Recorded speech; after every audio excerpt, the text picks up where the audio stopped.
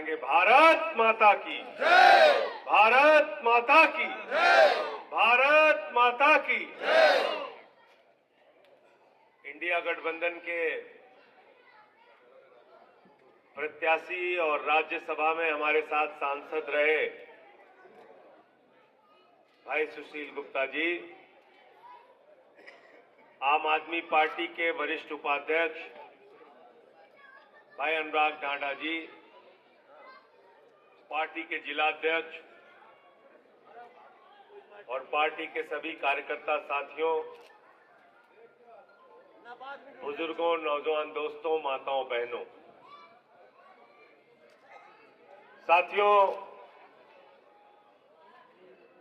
जब भी मैं हरियाणा आता हूं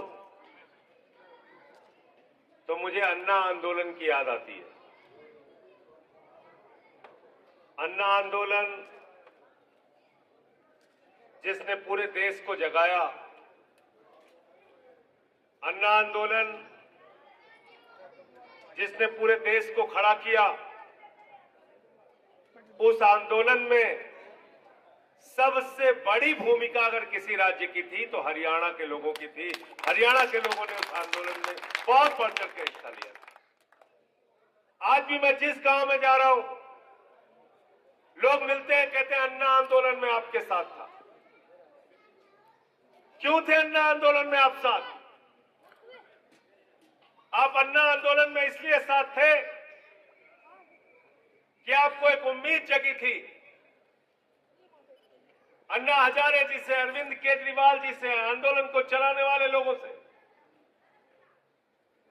कौन है अरविंद केजरीवाल? जिसने पूरे देश को जगाया, जिसने पूरे देश को खड़ा किया। वो अरविंद केजरीवाल कहीं और का नहीं, आपके हरियाणा का लाल है, आपके हरियाणा का बेटा है, आपके हरियाणा का भाई है। आईआईटी में सिलेक्शन हुआ। आईआईटी में सिलेक्शन पाना कोई सामान्य बात नहीं होती, और उस जमाने में आईआईटी में एडमिशन पाना बहुत बड़ी बात होती थी। आईआईटी में अरविंद केजरीवाल का एडमिशन हुआ। पढ़ाई पूरी की तो आईआरएस की नौकरी दी, इनकम टैक्स के कमिश्नर बने। चाहते तो करोड़ों रुपए कमाते, बहुत बड़े बंगले में रहते, आराम से रहते पूरी जिंदगी। लेकिन उस इनकम टैक्स कमिश्नर की नौकरी को लात मार के अरविंद केजरीवाल जी ने देश सेवा का संकल्प लिया। बताओ लिया कि नहीं लिया? झुग्गी बस्तियों में रहे, आरटीआई का आंदोलन चलाया, मजदूरों के लिए काम किया, किसानों के लिए काम किया। और इतना ही नहीं, 2011 के अंदर आंदोलन किया। पहले 10 दिन का अनशन किया, फिर दिल्ली के अंदर बिजली के नाम पर हो रही धांधली के खिलाफ 15 दिन का अनशन किया, शुगर के मरीज होने के बावजूद। बताओ हिंदुस्तान में कौन सा नेता है? 15 दिन का अनशन किया। दिल्ली की जनता ने अरविंद केजरीवाल को पहली बार में मुख्यमंत्री बनाया 2013 में। मुख्यमंत्री बनने से पहले हम लोग चुनाव प्रचार में जाते थे, लोग हाथ पकड़ लेते थे झुग्गियों में। केजरीवाल साहब अपने बिजली का बिल चुकाने के लिए अपनी बीवी का गहना गिरवी रख दिया, घर की फ्रीज बेच दी। बिजली का बिल बहुत ज्यादा है, हमारा गुजारा नहीं होता, बच्चों की पढ़ाई नहीं हो पाती, दवाई नहीं हो पाती। मुख्यमंत्री बनने के 24 घंटे के अंदर अरविंद केजरीवाल ने दिल्ली के अंदर 200 यूनिट बिजली फ्री और 400 यूनिट बिजली आधे दाम पर दिया। बताओ क्या गुनाह किया उन्होंने? दिल्ली के अंदर सरकारी स्कूलों में मकड़ी के जाले लगे रहते थे। उन सरकारी स्कूलों में बच्चे काट पट्टी पे बैठ के पढ़ते थे, टॉयलेट का इंतजाम नहीं था बच्चियों के लिए। आज वही सरकारी स्कूल जाकर देखना, दिल्ली के अंदर आपके इसी हरियाणा के बेटे ने एयर कंडीशन कमरा उन्हीं बच्चों की पढ़ाई के लिए बनाया दिल्ली में। अरविंद केजरीवाल जिंदाबाद, अरविंद केजरीवाल जिंदाबाद। मोहल्ला क्लिनिक बनाया, दवाएं फ्री मिलती हैं, 200 तरह की जांच फ्री होती है, बुजुर्गों के लिए तीर्थ यात्रा कराई, माताओं बहनों के लिए बस की यात्रा फ्री की, 1000 रुपए हर महीने आर्थिक सहायता देने की योजना लाई, फरिश्ते स्कीम लाई।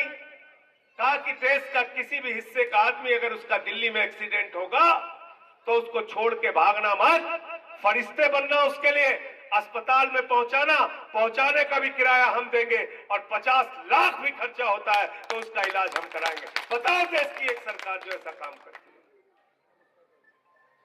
लेकिन ये मोदी जी को पसंद नहीं है, ये उनको अच्छा नहीं लगता। एक मुख्यमंत्री जो लोगों के लिए काम कर रहा है, आपके इसी हरियाणा का बेटा, वो उनको पसंद नहीं आता। फर्जी मामले में, पूरी तरीके से फर्जी मामले में पकड़ के केजरीवाल जी को जेल में डाल दिया। मनीष सिसोदिया शिक्षा मंत्री थे, उनको पकड़ के जेल में डाल दिया। सत्येंद्र जैन को पकड़ के जेल में डाल दिया।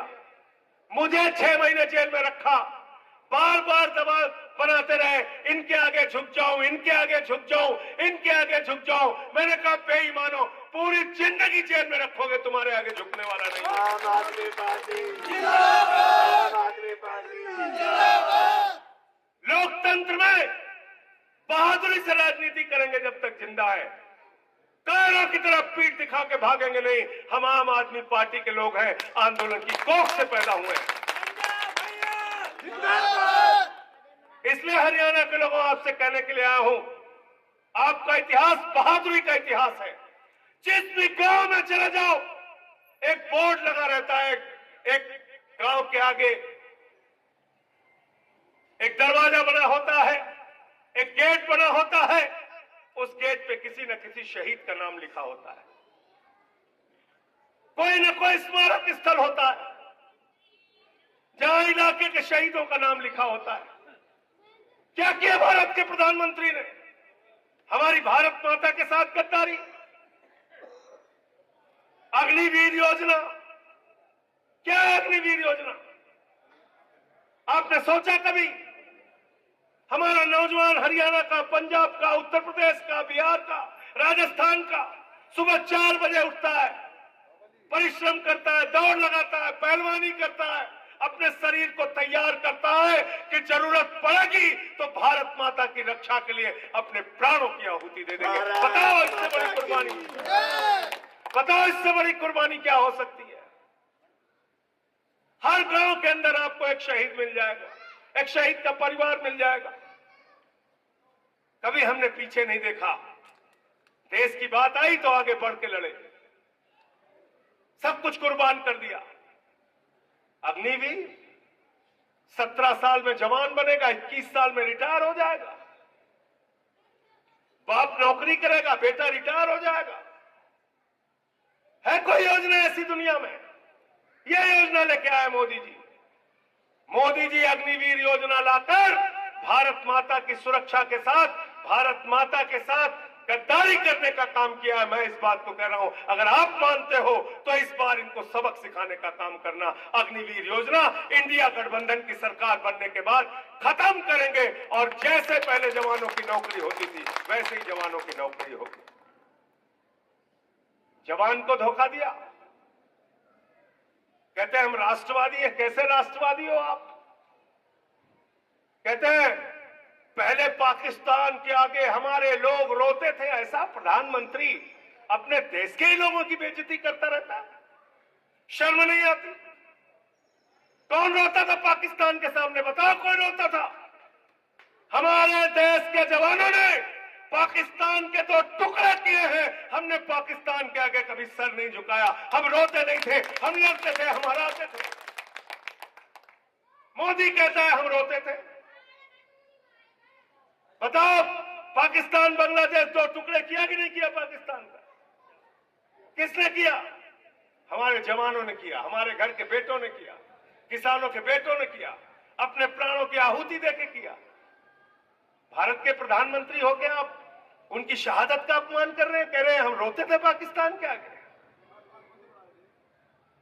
8 लाख पाबंदी बनाए थे, हम रोते थे, हम रोते थे। तुमने भारत का सिर शर्म से झुकाया। पाकिस्तान के प्रधानमंत्री को अपने शपथ ग्रहण में बुलाया मोदी जी 2014 के अंदर।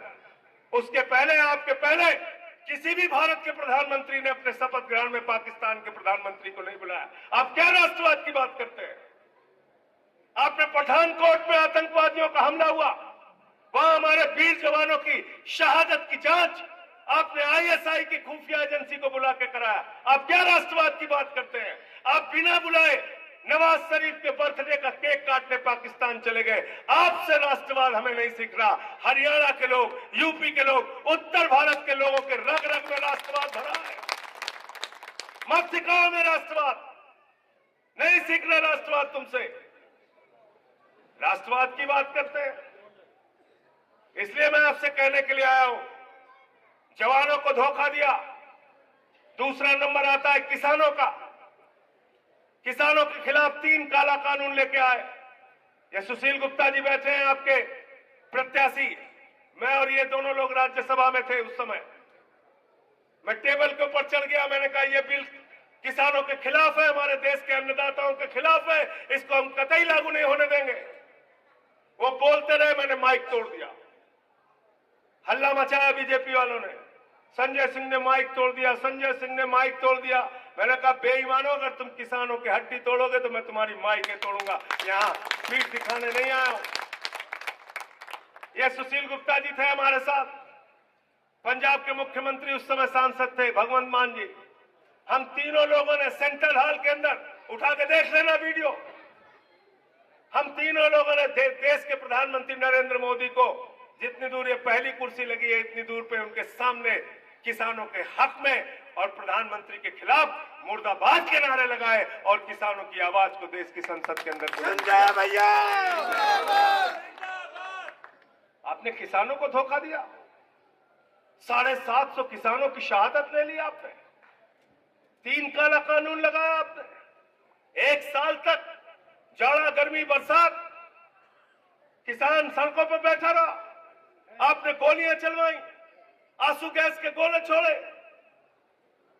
आपने पानी की बौछारें कराई, बोले दिल्ली नहीं घुस सकते, दिल्ली नहीं घुस सकते। अरे जिन्होंने आपको दिल्ली नहीं जाने दिया, अब उनके कैंडिडेट को कहना हम तुमको दिल्ली नहीं जाने देंगे। बताओ तैयार हो आप लोग? किसानों को धोखा दिया, बोले आमदनी 2 गुना कर देंगे। आज तक एमएसपी लागू नहीं की स्वामीनाथन आयोग की रिपोर्ट के हिसाब से। यह है हमारी पीड़ा, यह है उत्तर भारत के लोगों की पीड़ा। परिश्रम करते हैं, मेहनत करते हैं, हरियाणा के, पंजाब के, यूपी के, बिहार के, राजस्थान के लोग अपनी धरती माता से अन्न पैदा करते हैं और उसको बेचने के लिए जाते हैं। मंडियों में लाठियां मिलती है, खाद की बोरी लेने जाओ लाठियां मिलती हैं, बीज मांगने जाओ लाठियां मिलती है, हर जगह में मारा जा रहा। ये राष्ट्रवाद की बात कर रहे हैं।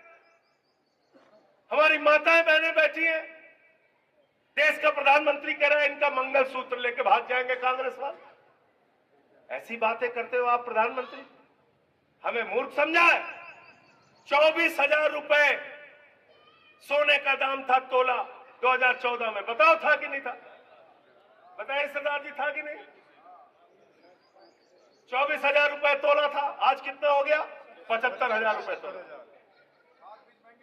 75,000 रुपए तोला। खाद महंगा, बीज महंगा, डीजल महंगा, पेट्रोल महंगा, दाल महंगी,